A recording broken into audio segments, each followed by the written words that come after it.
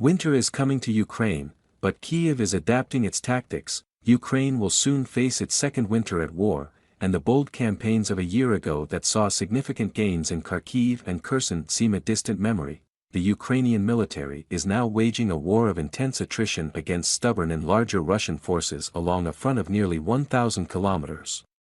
It is still desperately short of air power, and offensive action will be disrupted by the deteriorating weather. The Russians are likely to launch another campaign to cripple Ukraine's energy infrastructure, plunging its people into a dark winter. On the battlefield, the Russians have adapted. Next year's defense budget will be 70% higher than this year's.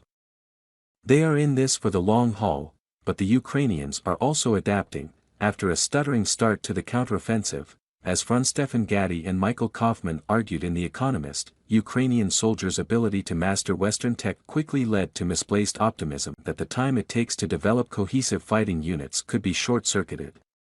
Now they've returned to a style of warfare they know best, using small groups of mobile infantry to test entrenched Russian defenses.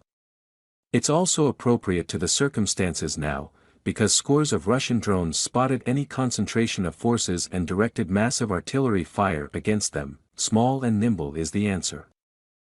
In an extensive interview with CNN last week, General Alexander Tarnavsky said, "Neither the enemy nor us mostly use companies, battalions or brigades but assault squads.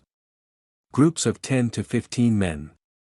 Ukraine is not prepared to risk the casualties that an ambitious mechanized offensive would bring. The main skill of every commander at any level is preserving personnel," Tarnavsky told CNN senior international correspondent Fred Pleitgen. This style of warfare will be less affected by the mud and mist of the winter months.